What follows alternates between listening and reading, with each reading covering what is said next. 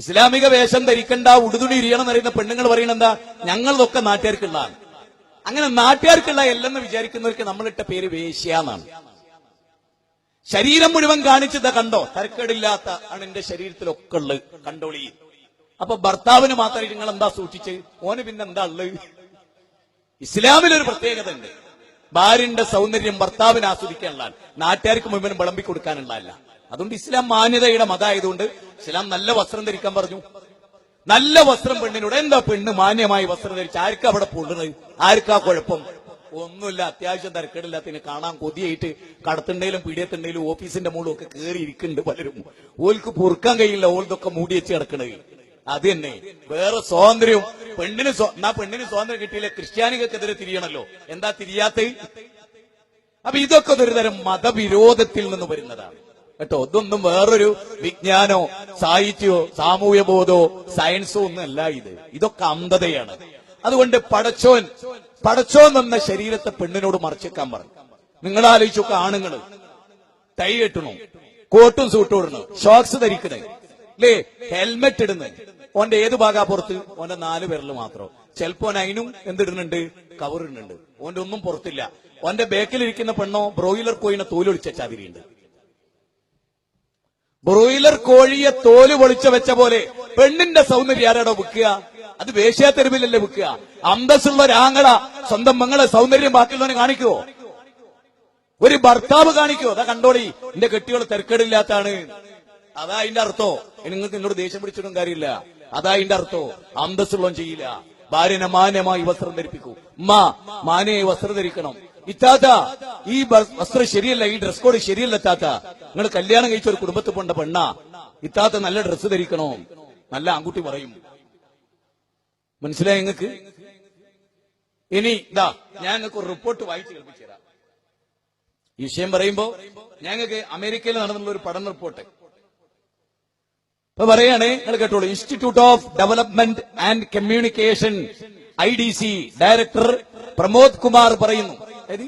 പല രാജ്യങ്ങളിലും നടന്നിട്ടുള്ള പഠനങ്ങൾ, അതായത് IDC സർവേയിൽ പങ്കെടുത്ത 52% പേരും ബലാത്സംഗത്തിന് വിധേയമാകുന്നത് അവരുടെ വസ്ത്രധാരണം ശരിയല്ലാത്തതുകൊണ്ടാണ്. മനസ്സിലായോ? വസ്ത്രധാരണം ശരിയല്ലാത്ത സ്ത്രീകളെ നേരെ പലരും നോക്കിയിട്ടുണ്ട്, പലരും അവരെ കയറി പിടിച്ചിട്ടുണ്ട്. ഒരേ സ്ത്രീ പൂർണ്ണമായി വൃത്തികെട്ട ഡ്രസ്സ് ധരിച്ചിങ്ങനെ പോവാന്ന് വിചാരിച്ചോ, എല്ലാരും ഉള്ള നോക്കൂ. അതേ സ്ത്രീ ഒരു കാറിൽ കയറി അപ്പുറം പോയി ഒരു പർദ്ദ ധരിച്ചോള് വരികയാണെങ്കിലോ 5 മിനിറ്റ് മുമ്പ് നോക്കി ആരും ഓളെ നോക്കൂല. ശരിയല്ലേ? ഒരേ പെണ്ണ്, ഞാൻ പറയുന്നത് ശരിക്കും മനസ്സിലാക്കണോ. ഓളിപ്പോഴത്തെ ടെക്സ്റ്റൈൽസിൽ വെച്ച ഡ്രസ് ഉണ്ടല്ലോ, ആ ഫ്രണ്ടിലൊക്കെ ഇങ്ങനെ തൂക്കിട്ടെ, തുണിയാണോ എന്ന് പോലും നമുക്ക് തോന്നൂല. അത് തുണി തന്നെയാണോ ഡ്രസ് തന്നെയാണോ? അല്ല, നാനാഭാഗവും കീറിയിട്ടുള്ളതാണ്. പർദ്ദ വരെ ഇപ്പൊ നിങ്ങളെ പിറകിൽ കീറിയിട്ടാ. മനസ്സിലായോ? തിരിഞ്ഞു നടന്നാല് തിരിഞ്ഞടക്കാൻ ഇങ്ങനെ നടക്കാൻ പറ്റില്ല, നേരെ തിരിഞ്ഞടക്കണ്ടേ. അപ്പൊ അങ്ങനത്തെ ഡ്രസ്സൊക്കെ ധരിക്കുന്ന ആളുകൾ ശരിക്കും നല്ലൊരു പർദ്ദയും നല്ലൊരു ഡ്രസ്സൊക്കെ ധരിച്ച് തലയൊക്കെ മറിച്ച് മുഖവും മുൻകൈയും മാത്രം പുറത്ത് കാണിച്ച് അങ്ങനെ മാന്യമായി നടന്നു വേണമെങ്കിലോ ആ പെൺകുട്ടിനെ ആരും ശല്യം ചെയ്യില്ല. നേരെ മറിച്ച് ഇറങ്ങിപ്പിടിച്ച് ഏറ്റവും മോഡേൺ ഡ്രസ് ധരിച്ചാലോ, എടാ കുട്ടിയാരടാ എന്ന് ചെറുപ്പക്കാരി ചോദിക്കും.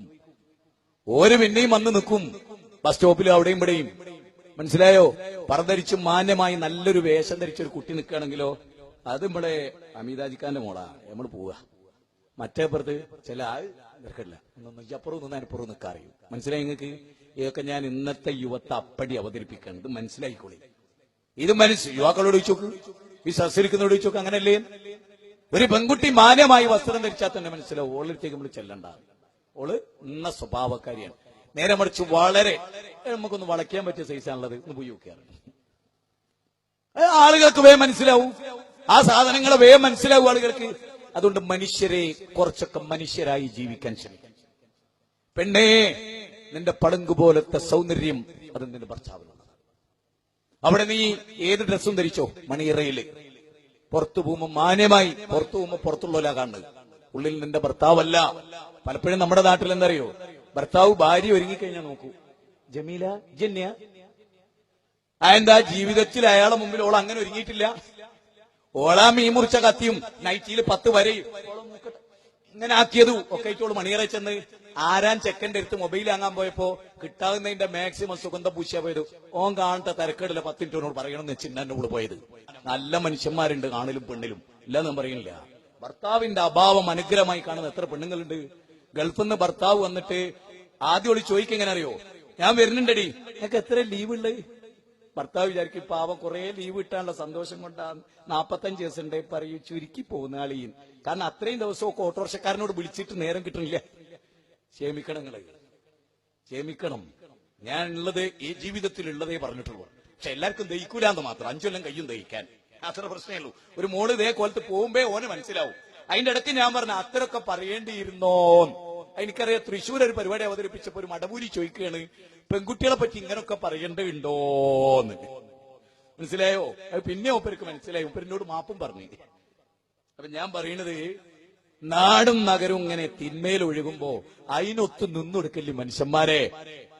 അതിനെ എതിർക്കാൻ യഥാ യഥാ ഹി ധർമ്മസ്യ ഗ്ലാനിർഭവതി ഭാരത അഭ്യുത്ഥാനമധർമ്മസ്യം മൻ റആ മിൻകും മുൻകറൻ ഫൽയുഗയ്യിറുഹു ബിയദിഹി.